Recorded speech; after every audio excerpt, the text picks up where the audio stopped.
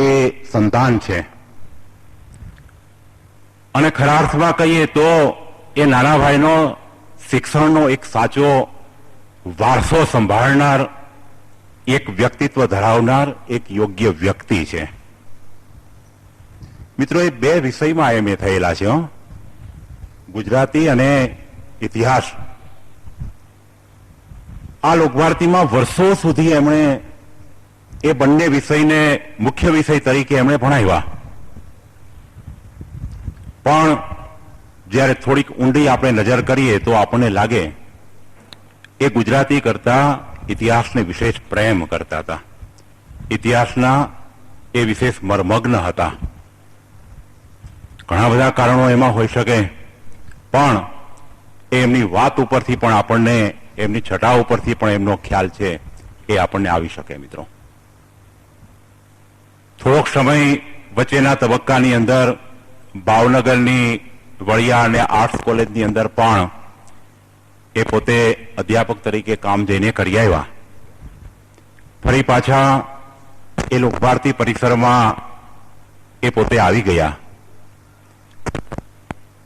લોકભારતીમાં મુખ્ય ગૃહપતિ તરીકે વર્ષો સુધી એ મિત્રો એમણે ઉત્તમ કામ કર્યું. એમની વાતોને સાંભળીએ, વિદ્યાર્થી કેન્દ્રી અને કાર્યકર અને વિદ્યાર્થી કેળવણી કેન્દ્રી જ્યારે એમના નિર્ણયોની આપણે તુલનાત્મક અભ્યાસ કરીએ તો આપણને સાચો ખ્યાલ આવી શકે કે એમના જીવનમાં અને એના કાર્યની અંદર એમણે વિદ્યાર્થીને અને કેળવણીને એ કેટલું મોટું સ્થાન છે એમણે આપેલું છે, એનો ખ્યાલ છે તે આપણને આવી શકે. મિત્રો, આપણું કુમાર માસિક જો કોઈ વાંચતા હોય, વાંચ્યું હોય, એમના વિશે સાંભળ્યું હોય તો એને ખ્યાલ આવી શકે. લગભગ આજથી 20 વર્ષ પહેલા ભરતભાઈ બહુ સરસ મજાની વાર્તાઓ છે એમાં લખતા. અને એ વાર્તા 2 વર્ષ પહેલા એ રજનીગંધા સ્વરૂપે એ પ્રસિદ્ધ છે, એનો અંક છે તે પ્રસિદ્ધ થયો.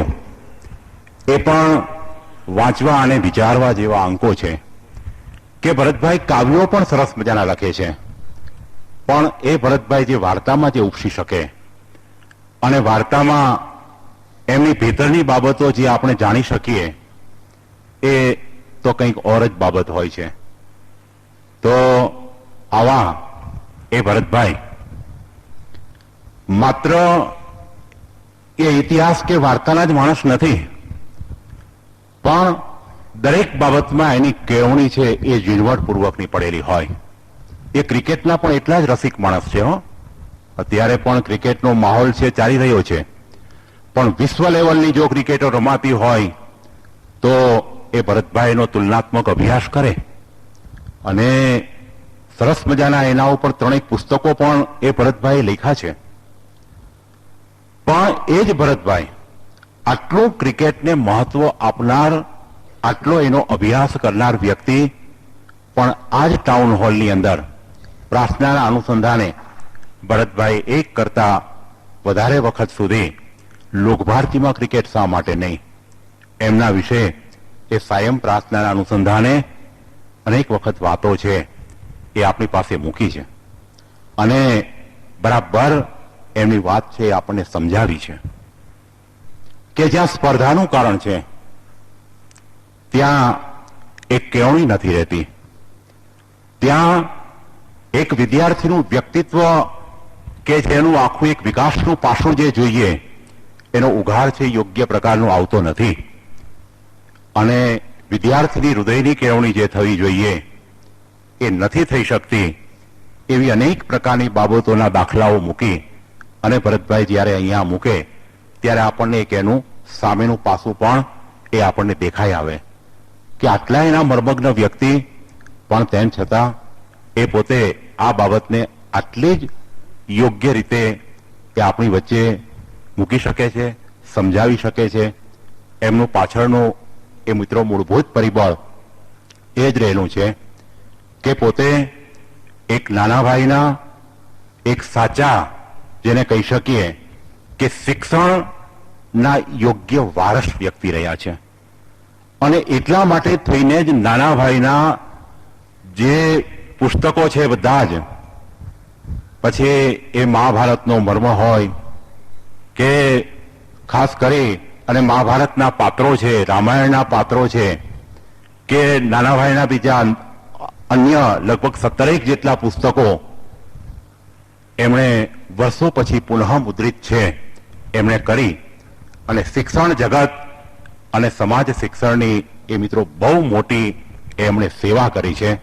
સમાજ એમના આ ઋણને એ ક્યારેય ભૂલી નહીં શકે, કારણ કે શિક્ષણ દ્વારા જે સમાજની કેળવણી થઈ શકે છે એ મસ્તક અને હૃદયની કેળવણી છે એ કરનાર છે.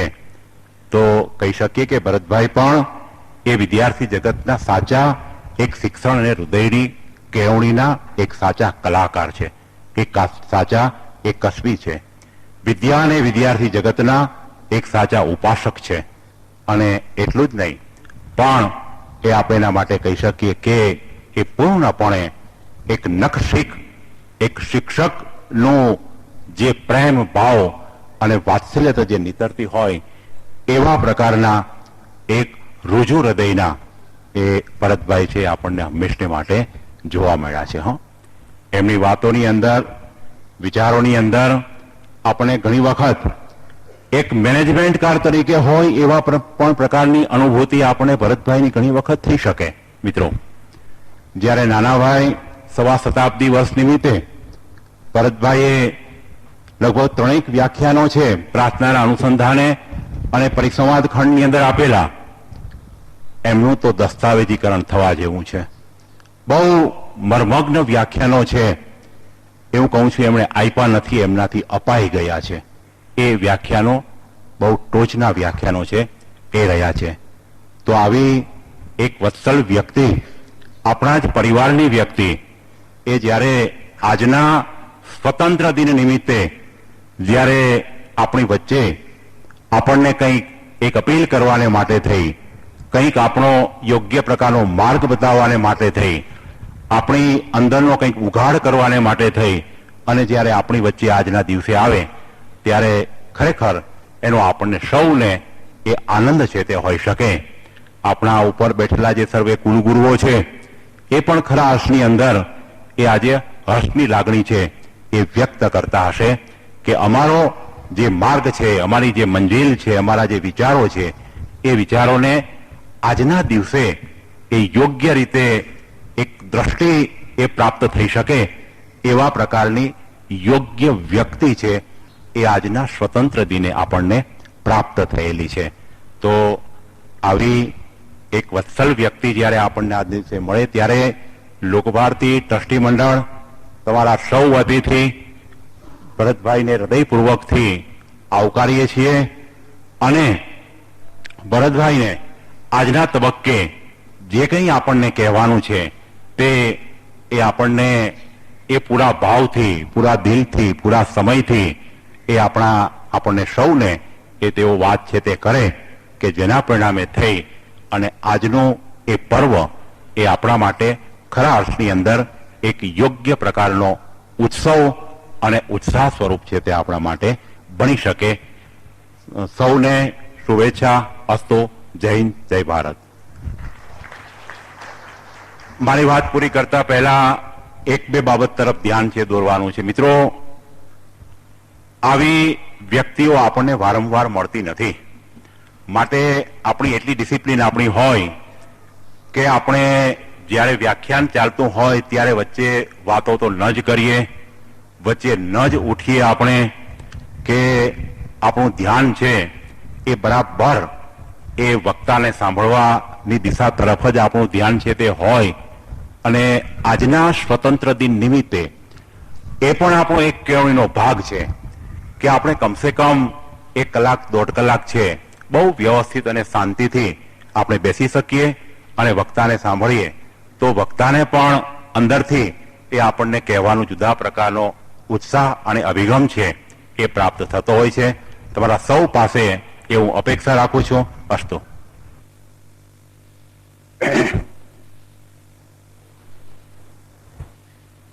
પ્રિયભાઈ અરુણભાઈ,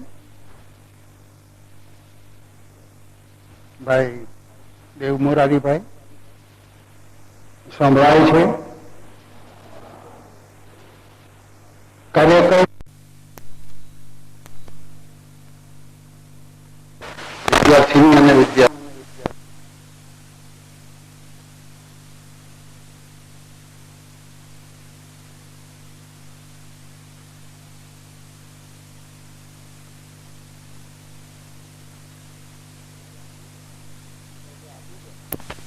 આપી ગયા એને હું ધન્યવાદ આપું છું. બેન પૂજાબેન અને ભાઈ ઉમેશભાઈ, એમણે આ દિવસની અનુરૂપ સરસ વાતો કરી.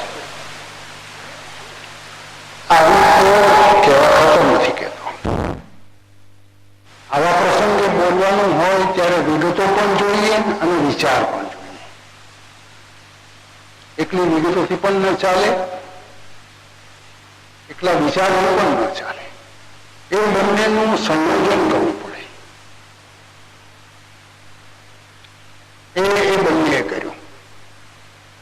અને આજની પરિસ્થિતિના જે સમસ્યાઓ છે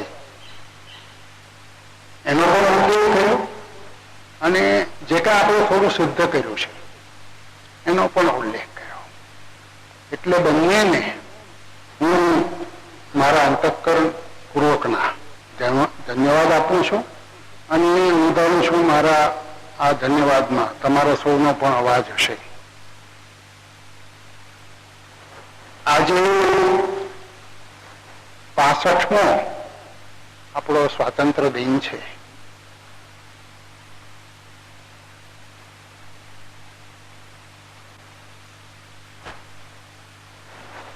વર્ષ એટલે હીરક મહોત્સવ. આપણે 25 વર્ષનો રજત મહોત્સવ પણ ઉજવ્યો અથવા તો પસાર કર્યો. 50 વર્ષનો સુવર્ણ મહોત્સવ પણ પસાર કર્યો. 60 વર્ષનો હીરક મહોત્સવ પણ પસાર કર્યો. 10 વર્ષ પછી અમૃત મહોત્સવ આવશે 75 વર્ષે, એ પણ પસાર થશે.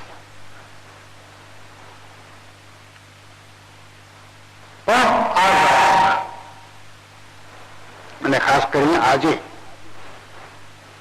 આ નિમિત્તે શું મનમાં આવે છે? હું કઈ આ ઉત્સવ છે રાજકારણનો, અને રાજકારણમાં હું પોતે સંપૂર્ણ ઢળ છું. પણ પોલિટિક્સ અને પોલિટિકલ સાયન્સ એ બંને બહુ જુદી વસ્તુ છે. રાજનીતિ શાસ્ત્ર ની દ્રષ્ટિએ, એક શિક્ષકની દ્રષ્ટિએ, અને એ પણ લોકભારતી જેવા પોતાના પરિવાર વચ્ચે, જ્યારે હું આ નિમિત્તે બોલું ત્યારે મને એમ લાગે કે મારા મનમાં જે આવે છે વિચારો એ સહજ રીતે પ્રગટ કરવા ને અવકાશ છે. એમાં મારી લાયકાત કેટલી છે એનો મુદ્દો પછી મને બહુ નડતો નથી. અરુણભાઈએ કીધું હતું કે તમે 15મી ઓગસ્ટ ઉપર પણ બોલો. મેં કીધું એમાં મોટા માણસને કોઈકને બોલાવો. તો કે તમે મોટા જ છો, આપણે હવે મોટા જ છીએ. એટલે પછી મને લાગ્યું કે ના, એ વાત બરાબર છે. અને અહીંયા તો હું શિક્ષક તરીકે બોલું તો મને કદાચ સૌથી વધુ સંતોષ થાય. એટલા માટે મેં પછી આ અવસરે બોલવાનું સ્વીકાર્યું છે. મારા મુખ્ય 3 મુદ્દા આવ્યા છે. એક તો કે આજે શું મારી અનુભૂતિ છે.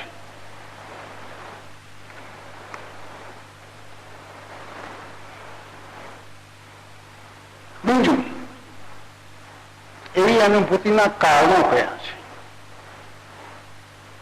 અને ત્રીજું એવી અનુભૂતિનો ઉકેલ શું છે. પણ અનુભૂતિ તો સ્પષ્ટ થઈ. ચાલુ ઓલી છે જરાક કદાચ ચાર્જ બરાબર નહીં હોય. અનુભૂતિ તો સ્પષ્ટ થઈ, પણ જેમ જેમ એના કારણોમાં ઊંડો ઉતરતો ગયો, જેમ જેમ એના ઉકેલોમાં ઊંડો ઉતરતો ગયો, તેમ તેમ હું કવનમાં ખૂંપતો ગયો. જેમ સાગરનું તળિયું જલ્દી તાગી શકાય નહીં, એવો વિષય છે આજે. શા કારણે આવી અનુભૂતિ મને થાય છે, એનો વિચાર કરવા બેઠો, એના કારણો શોધવા બેઠો, તો એટલી બધી વિગતો, એટલી બધી વાતો મારા મનમાં પડઘાતી ગઈ કે મને થયું કે આ મુદ્દો એક જ છે, પણ એનું ઊંડાણ ઘણું છે, એનો વ્યાપ ઘણો છે. એવું જ એના ઈરોદો વિશે છે. એટલે એક રીતે કહું તો આજે આપણા ભારતના વર્તમાન સમય વિશે કહેવું એટલે એક મહાભારત રચાય એટલી બધી વિગતો એમાં પડી છે. અને મને લાગ્યું કે બંધારણ એ પાંડવો છે અને આજના રાજકારણીઓ એ એમાં કૌરવોનો રોલ ભજવે છે, ભૂમિકા ભજવે છે.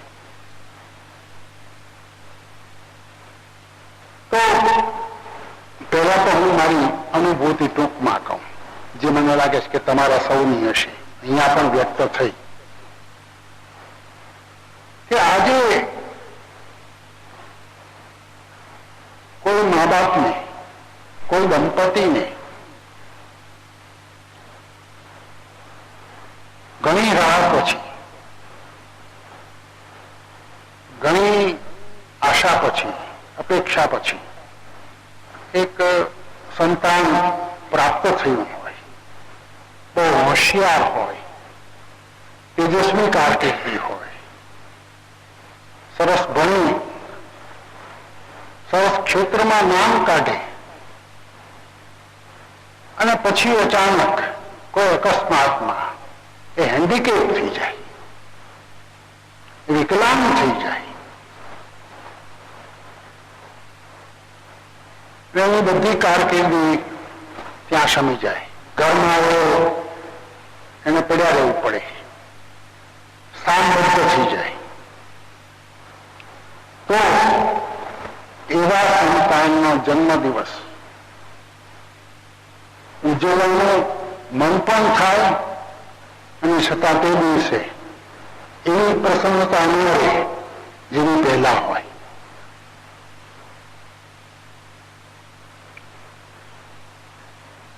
ઉજવવાનું મન થાય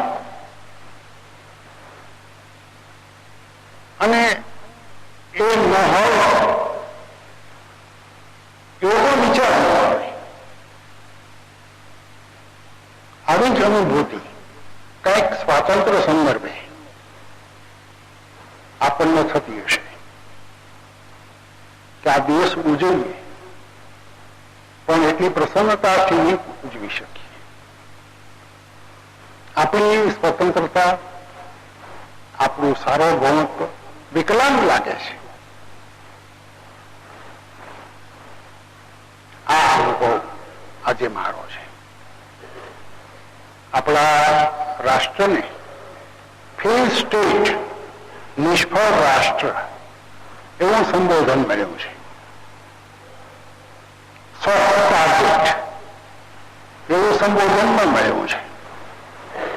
સોફ્ટ ટાર્ગેટ એટલે માખણનો પીંડો, એમાં હવ પાટું મારે, પથ્થરને કોઈ લાકડું ન મારે.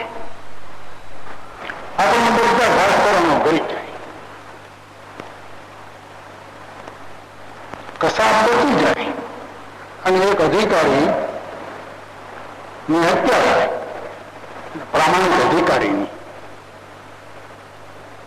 તમે જાણતા હશો કે મહારાષ્ટ્રમાં એવું થયું, કુદરતી તેલની ચોરીના સંદર્ભમાં એક અધિકારી એક પંપે પકડવા ગયા ગુનેગારોને.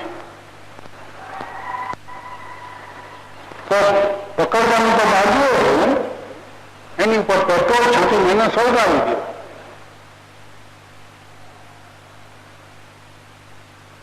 તો આવી સ્થિતિ છે. એટલે એને સોફ્ટ ટાર્ગેટ એવું કહેવામાં આવે છે. તો આ અનુભૂતિ છે. ખૂબ ટીકાઓ થાય છે, ખૂબ અસંતોષ છે. આર્થિક વિકાસ છતાં કોઈ બાળકનો શારીરિક વિકાસ થતો જાય અને એનો આંતરિક વિકાસ બરાબર ન થાય તો એવી સ્થિતિ થાય. એવી ભારતની સ્થિતિ છે. આવું આજે આપણા દેશનું ચિત્ર છે. 65 વર્ષે આપણી લોકશાહી આ સ્થિતિમાં છે. એટલે આનંદ કરતા રંજ વધારે છે, દુઃખ વધારે છે. શા માટે આવું આપણે કહેવું શા માટે પડે છે? ફ્રી સ્ટેટ ભારત શા માટે? સ્ટેટ એ એવો શબ્દ છે જે અંગ્રેજીમાં રાષ્ટ્ર માટે પણ વપરાય છે અને રાજ્ય માટે પણ વપરાય છે. તો આપણને ફ્રી સ્ટેટ એવું કહેવાનું મન કેમ થાય છે? આપણા જ પત્રકારો વિશેષણ આપ્યું છે. બહુ જાણીતા પત્રકાર છે કુંદન વ્યાસ.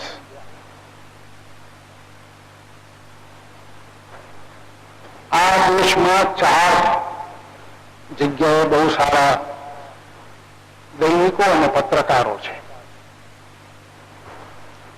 કલકત્તામાં અમૃત બજાર પત્રિકા, મદ્રાસમાં ધ હિન્દુ, આપણે ત્યાં ટાઈમ્સ ઓફ ઇન્ડિયા અને જન્મભૂમિ ગ્રુપ ઓફ ન્યૂઝપેપર્સ, અને દિલ્હીમાં પીપલ્સ જર્નલ ને નવ ભારત ટાઈમ્સ. તો એ બધામાં જે ઉભારી શકે એવા કુંદન વ્યાસ પત્રકાર છે જન્મભૂમિના. એને આ ફ્રી સ્ટેટ એવું વિશેષણ આપ્યું. તો શા માટે, શા કારણે આવું વિશેષણ ભારત માટે વાપરવું પડ્યું? એના કંઈક આવા કારણો મને લાગે છે. પહેલું કારણ મને એ લાગે છે કે ભારત એ સાંસ્કૃતિક એકમ છે, એને રાજકીય એકમ બનાવવું અઘરું છે.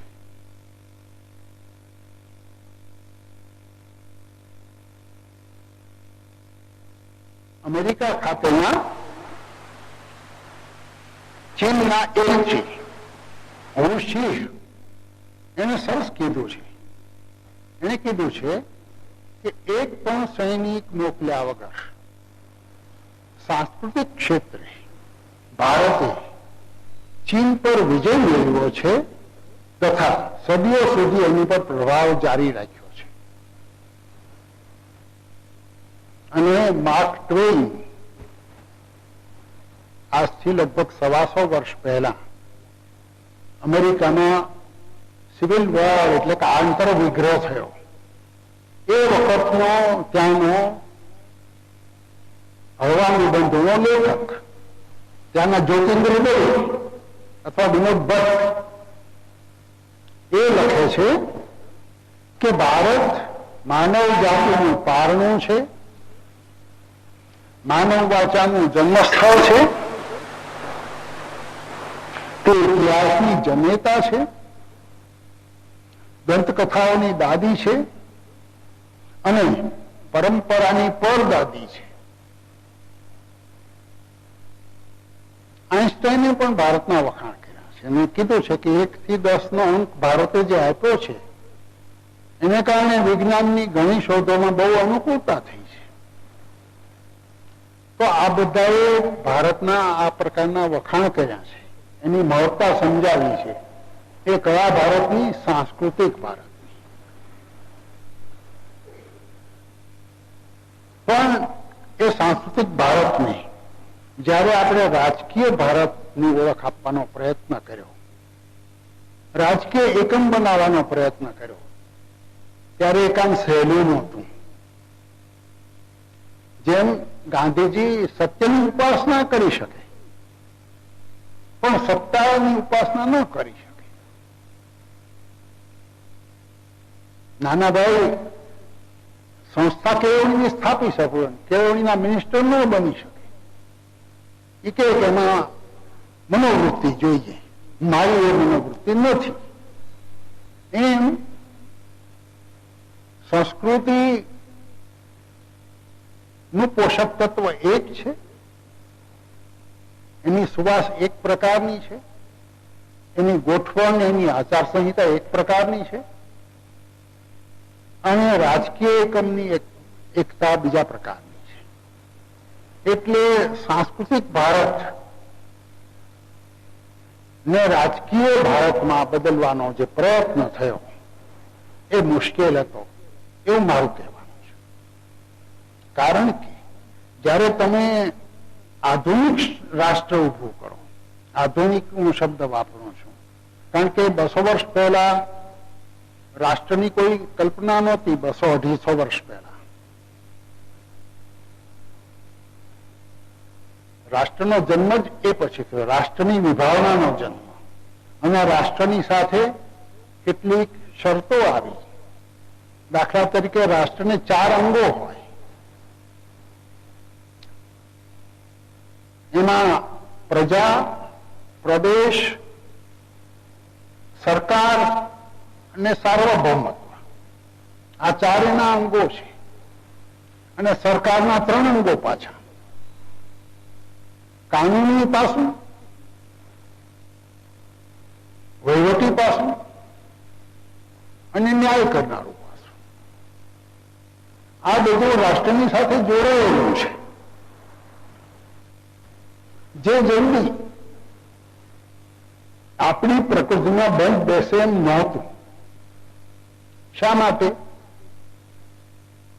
આપણે ત્યાં આપણી વિશાળતાને કારણે, વિશાળ ભારતને કારણે, 3000 વર્ષના ઇતિહાસને કારણે અનેક ધર્મો હતા, અથવા તો એક ધર્મના અનેક ફાંટા હતા, અનેક જાતિઓ હતી, અનેક ભાષા હતી. એ બધાને જ્યારે તમે બંધારણની નીચે એક સૂત્રે બાંધવાનો પ્રયત્ન કરો અને સાથે તમે 7 મૂળભૂત અધિકારો આપો, ત્યારે મુશ્કેલી ઊભી થાય. પણ મને એમ લાગે છે કે આ થઈ શક્યું 47માં. એનું કારણ ગાંધીજી અને સરદાર, એ બેને એનો આપણે યશ આપવો જોઈએ. ગાંધીજી એ યુગ પુરુષ હતા. યુગ પુરુષ બહુ ઓછા થઈ ગયા છે આટલા 400-5,000 વર્ષમાં. એ પહેલાનો તો આપણને ખ્યાલ જ નથી. તો યુગ પુરુષનું એક લક્ષણ એ છે કે એ પોતાની પાછળ માસને ખેંચી શકે. બહુ મોટા જન સમુદાયને, લગભગ સર્વ જન સમુદાયને ખેંચી શકે. ગાંધીજી એ કરી શક્યા. ભારતની પ્રજાનો એક ભારત દેશનો એક માણસ લગભગ ગાંધીજીની પાછળ હતો. એમાં એમનું તેજ અને એમનું તપ, એ બંને કારણ.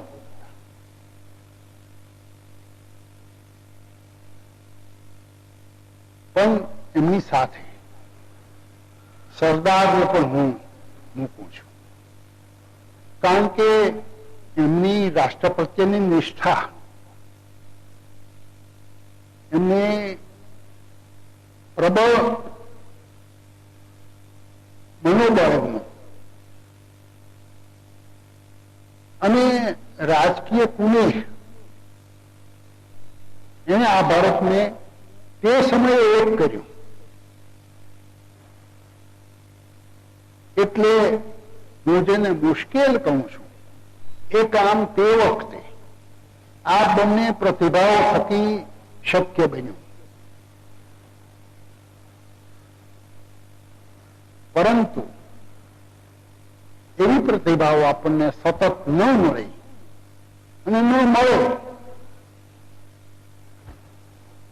એટલે એમનું જે કામ, એમનું જે પ્રદાન એ એટલું ટકી શકે નહીં. આવું એક મારું તારણ છે. અને એ તારણ પાછળ હું તમને કહું કે દુનિયાના ઘણા એવા દેશો કે જે વિસ્તારમાં મોટા છે અને ખાસ કરીને વસ્તીમાં મોટા છે, એ કોઈને પોતાનો સાંસ્કૃતિક ઇતિહાસ નથી.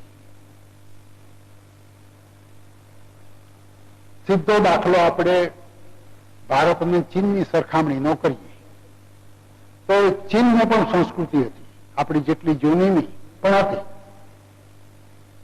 વસ્તી પણ આપણી કરતા વધારે અને વિસ્તાર આપણીથી 3 ગણો. તો ચીન ના પ્રશ્નો કેમ નથી? તો ત્યાં લોકશાહી નથી. આપણે પ્રજાતંત્ર સાચવવું છે, મેળવવું છે, તે જાળવવું છે. અને આટલી વિવિધતા વચ્ચે જાળવવું છે. ચીનમાં વિવિધતાને કોઈ અવકાશ નથી, કોઈ સ્વાતંત્ર્ય નથી.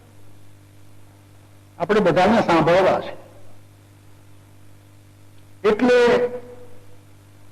સમાનતા આપવી છે, સ્વતંત્રતા આપવી છે, ચૂંટણી કરવી છે, અને છતાં રાષ્ટ્રની એકતા આપણે ઈચ્છીએ છીએ આ વિવિધતા વચ્ચે. એવો પડકાર મારી દ્રષ્ટિએ કેવળ ભારત પાસે જ છે. હું તમને 2-3 દાખલા આપું.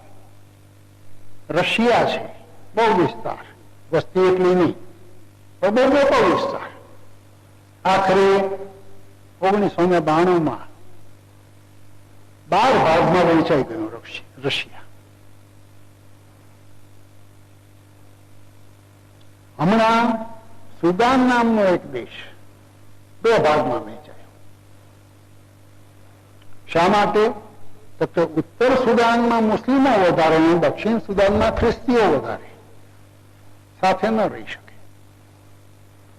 હું કહું છું ને, જાતિનો મુદ્દો છે. જાતિ, ભાષા, ધર્મ, આ બધાની એકતા રાષ્ટ્રની એકતાનું નિર્માણ કરે છે. અને એમાં જયારે વિવિધતા હોય ત્યારે પ્રશ્નો આવે છે.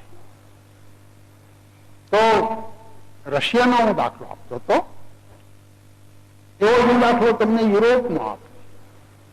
યુરોપ વિસ્તારમાં ભારતથી 3 ગણો છે અને વસ્તીમાં ભારતથી 7 ગણો છે. આખો યુરોપ.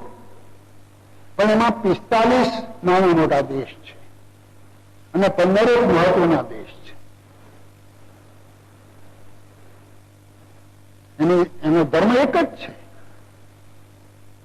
ખ્રિસ્તી ધર્મ. છતાં શા માટે આટલા બધા દેશો? કારણ કે જાતિ, જુદી જુદી જાતિઓ, જુદી જુદી ભાષા. આપણે જેમ સંસ્કૃત ભાષા હતી એમ ત્યાં લેટિન ભાષા હતી.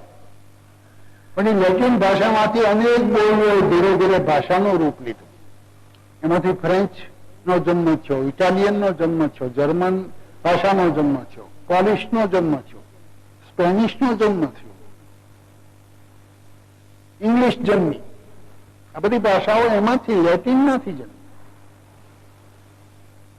અને એ ભાષાવાર જાતિવાર ત્યાં દેશોનું સર્જન થયું, જેથી એક પ્રકારની શાંતિ ને એકતા જળવાઈ રહે. તો આ યુરોપ,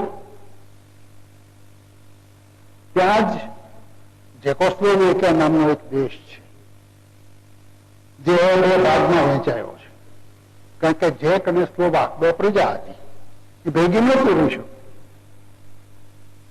એટલે ચેકોસ્લોવેકિયા થયું, એટલે ચેક અને સ્લોવાક થયું. એ બંને દેશો આજે જુદા છે. તો બીજી બાજુ જર્મની, બીજા વિશ્વયુદ્ધ વખતે એને છૂટું પાડવામાં આવ્યું. એ ગઈ સદીના છેલ્લા ગાળામાં એક થયું, કારણ કે પ્રજા એક હતી, ભાષા એક હતી. એટલે પ્રજા અને ભાષા એક હોય ત્યારે અને અનેક હોય ત્યારે જે પરિસ્થિતિ ઊભી થાય છે એનો હું ચિતાર આપવા માંગુ છું. આપણે ત્યાં આ રીતે પ્રજા અને ભાષા ખૂબ જુદી જુદી હોવાથી, પરિસ્થિતિ ઘણી જુદી જુદી હોવાથી એની વચ્ચે એકતા જાળવવાનું જો ગાંધી કે સરદાર જેવા સક્ષમ નેતા ન હોય તો મુશ્કેલ છે. હા, પછી આપણને નહેરુ મળ્યા, ઇન્દિરા ગાંધી મળ્યા, જયપ્રકાશ નારાયણ મળ્યા, મોરારજીભાઈ મળ્યા, વાજપેયી મળ્યા, શાસ્ત્રી મળ્યા. એ બધા એવા નેતાઓ હતા કે જે આવા ભારતને જરૂરી હતા. પણ ધીરે ધીરે પેલી ક્ષમતા ઘટતી ગઈ અને પ્રશ્નો વધતા ગયા. એટલે આ પરિસ્થિતિ સર્જાણી એવું એક મારું તારણ છે. આ એક કારણ. પછી બીજું કારણ મને એવું લાગ્યું છે કે પ્રજા તરીકે આપણી કેટલીક મૂળભૂત નબળાઈઓ છે. પ્રજા તરીકેનું આપણું ચરિત્ર બંધાયું નથી. એવી નબળાઈઓમાંથી એક નબળાઈ મને એ લાગી છે કે આપણું માનસ છે તે ત્રિશંકુ માનસ છે. દોરી વગર ત્રિશંકુની જેમ આપણે લટકીએ છીએ, દોરી વગર. આપણે નથી સ્વતંત્ર કે નથી ગુલામ. આપણે નથી શિક્ષિત કે નથી અશિક્ષિત. આપણે નથી ધાર્મિક કે નથી અધાર્મિક. આપણે નથી ભૌતિકવાદી કે નથી આધ્યાત્મિક. આપણે બધે જ વચ્ચે લટકીએ છીએ. આ આપણી માનસિકતાનું બહુ મોટું એક દૂષણ છે કે આપણે કોઈ એક દિશા પકડી શકતા નથી. પશ્ચિમ તરફ નજર ન નાખવાનું પણ ઘણા લખે છે અને પશ્ચિમ તરફથી દોડ એટલી જ વધતી જાય છે. સ્પષ્ટ નથી કે પશ્ચિમ તરફ જવું છે કે નહીં.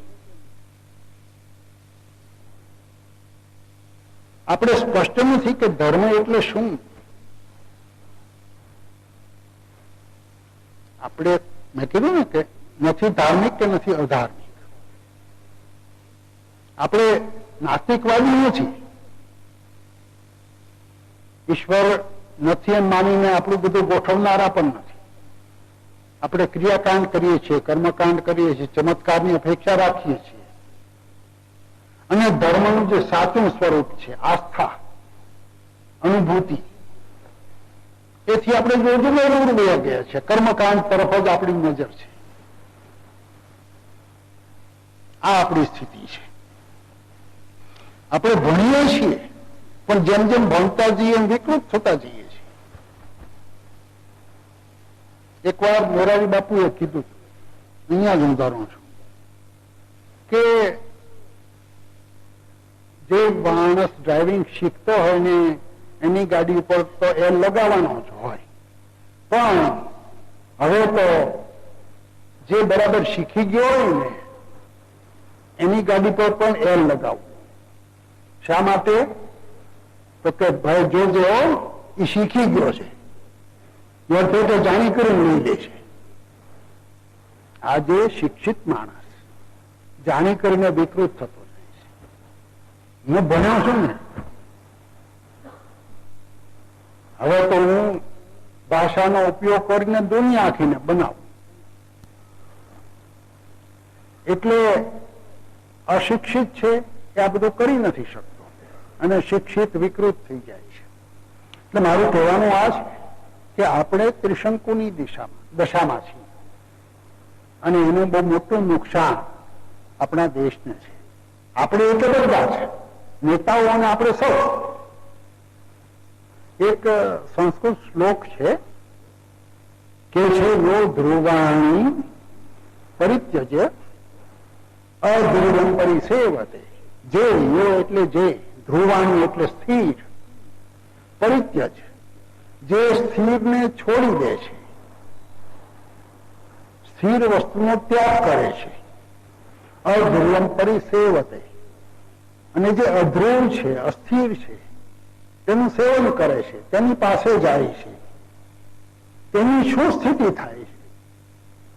ધ્રુવાણી તસ્ય નશ્યંતિ, એના ધ્રુવનું તો, એની સ્થિરતાનું તો નાશ જ થાય છે.